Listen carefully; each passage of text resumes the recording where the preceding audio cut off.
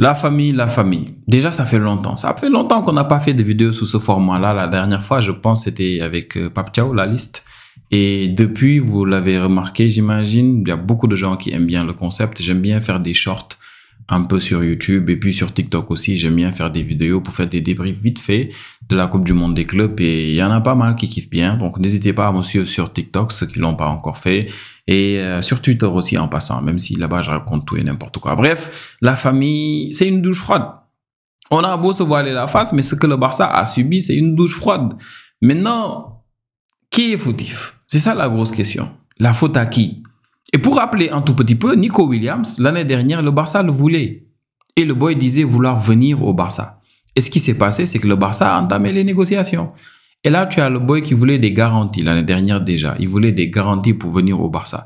Le Barça ne pouvait pas se permettre de faire des garanties et il voyait que le boy ne voulait pas trop prendre de risques. Du coup, le Barça s'est rabattu sur Dani Olmo. Et Dani Olmo est venu. Dani Olmo n'a pas eu besoin de garantie. C'est un boy de la Masia. Il était parti à Leipzig. Il sortait d'un euro exceptionnel. Et il est venu. Tranquille. Avec tout ce qu'il y avait comme risque. Et là, cette saison, tu as le Barça qui dit « Nous n'allons pas approcher Nico Williams tant que lui ne le fait pas. » Tranquille. Il y avait une position de principe dès le départ. Et ça, c'était bien. Pour moi, c'est kiffant. Et tu as après Nico Williams qui, à travers son agent, fait le pas. C'est Nico Williams qui fait le pas. Il rencontre Deco.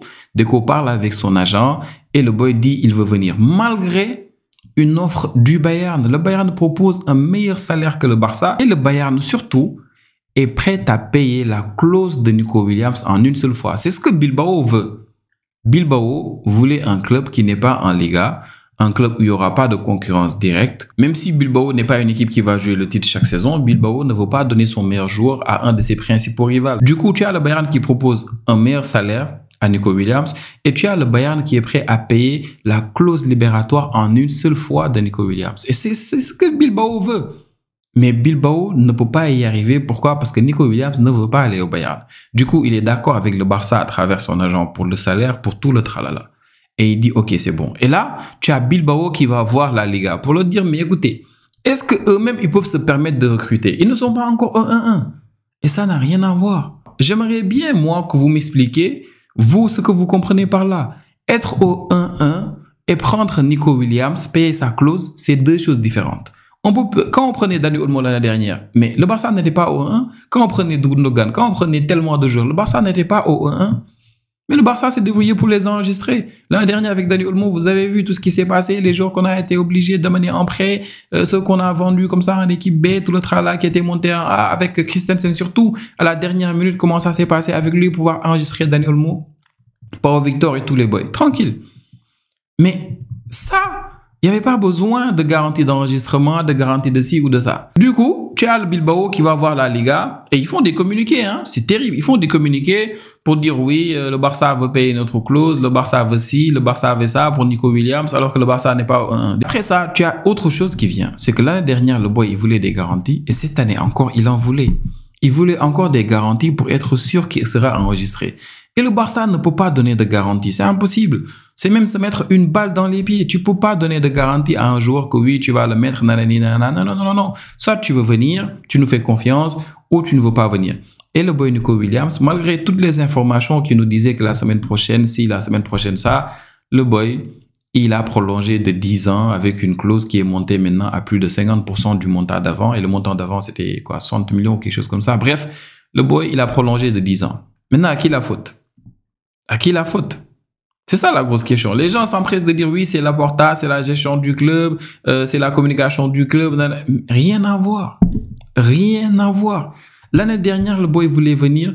Le boy n'était pas très motivé. Il n'y mettait pas du sien. Et le boy voulait des garanties. Le Barça ne lui a pas donné de garantie. Le Barça est passé à Dani Olmo. Cette saison encore, le boy, contrairement à l'année dernière, cette saison, c'est lui qui fait le pas à travers son agent. Il était d'accord au début. Après, il a dit je veux des garanties. Le Barça ne lui donne toujours pas de garantie. Et le boy ne vient pas. Donc la question ne se pose même pas. C'est le boy qui ne voulait pas venir.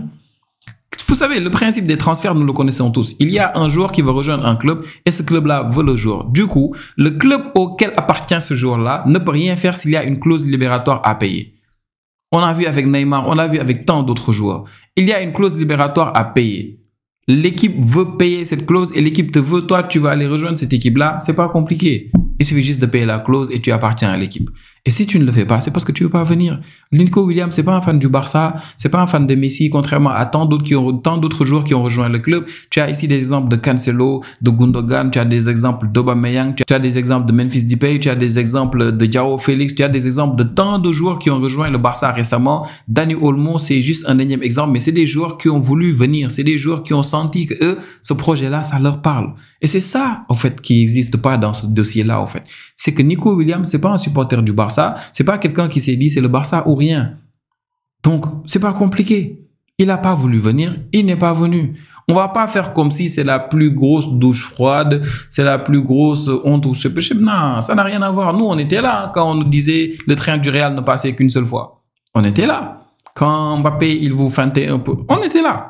Les supporters du Real. On était là. Donc, ne faisons pas comme si c'est un cas inédit parmi tant d'autres ou bien c'est à cause de Laporta. Non, non, non, non, non. Les joueurs qui veulent venir au Barça, bah, ils viennent. Les joueurs qui ne veulent pas venir, bah, ils ne vont pas venir. C'est pas compliqué. On n'a pas eu besoin d'être au 1-1 pour prendre Garcia.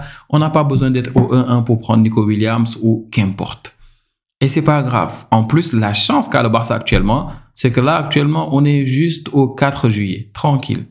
Bientôt, le 12, normalement, les joueurs vont venir petit à petit, faire leur check-up, tout le tralala. Après, on va partir naturellement en tournée, un peu en Asie, je sais plus où. Et là, tu auras le temps de prendre un autre joueur. On va peut-être se rabattre sur Rashford ou bien sur Luis Diaz, même si bon, ça doit être un peu compliqué, c'est pas évident vu son âge et vu le prix. Et surtout avec le fait que Bayern actuellement, ils ont pas trop de choix, ils sont obligés d'aller que sur Luis Diaz. Je vois pas trop d'options au fait côté Bayern pour leur côté gauche là, avec Leroy Sané qui va partir, avec beaucoup de joueurs qui ne sont pas suffisants à ce poste-là. Je parle de Gnabry et beaucoup d'autres. Bref.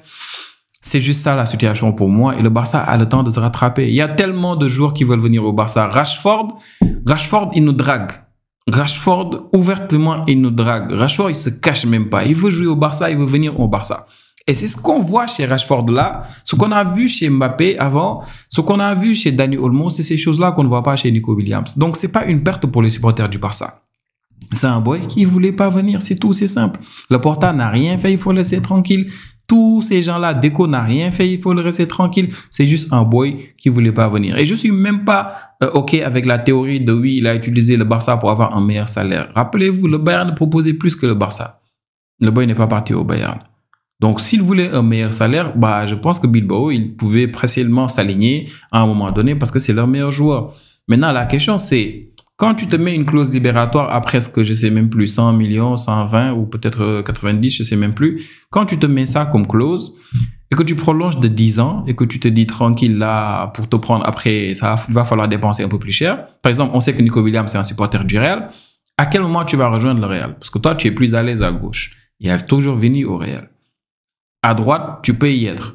Il y a Rodrigo. Et Rodrigo, même s'il part avec la configuration du Real actuellement, tu te dis pas qu'ils vont peut-être chercher un autre ailier droit pour se fatiguer parce que pour la Coupe du Monde des clubs, on voit qu'ils sont très bien à l'aise avec leur configuration là actuellement. Avec Trent qui monte très souvent là-bas, avec Arda Güler, vu sa position, il peut jouer de temps en temps 6 pour sortir la balle, il peut jouer ailier droit, il peut jouer 10, il peut être à tous les postes.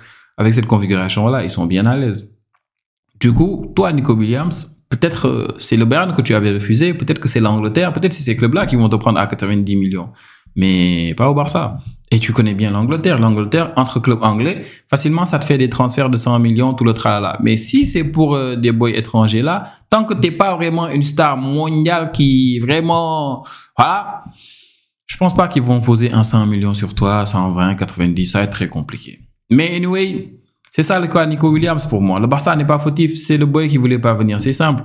Maintenant, tu as beaucoup d'autres personnes qui veulent jouer pour le Barça. Luis Diaz, il a toujours aimé le Barça. Rashford, il n'a jamais caché son intention de vouloir jouer pour le Barça. Et peut-être qu'il y a même d'autres profils. Maintenant, c'est dommage parce que le boy là aurait été tellement important pour cette équipe. Nico Williams, si on l'avait, non, on allait s'amuser. On allait s'amuser dans le sens où aujourd'hui, les gens qui sont le plus contents peut-être du fait que le boy là, il ne vienne pas, et je parle des joueurs du Barça, c'est peut-être Lewandowski. Parce que c'est le premier qui allait voir son temps de jeu être réduit dans le sens où, avec Nico Williams, tu peux le mettre à gauche, mettre Lamine Yamal à droite, mettre Rafinha même attaquant et derrière Rafinha, tu mets Dani Olmo. On pouvait faire tout ce qu'on voulait. Sans pour autant s'inquiéter de blessures ou bien de méformes de Lewandowski. Maintenant, c'est pas grave. C'est pas grave. Et avoir un ailier de plus, c'est le pari de Deco. Parce que Deco, il l'a dit récemment, il a dit, ouais, vous savez, nous, on dépend trop de Rafinha et de Lamine Yamal. Du coup, on a besoin d'un joueur qui va permettre de reposer ces deux joueurs-là. C'est pour ça qu'il veut un ailier qui pourra par moment suppléer à ces deux-là. Parce que oui, on le sait tous, hein, si tu veux reposer Lamine Yamal, tu es obligé de mettre Rafinha à droite et à gauche, bah, actuellement, tu as personne.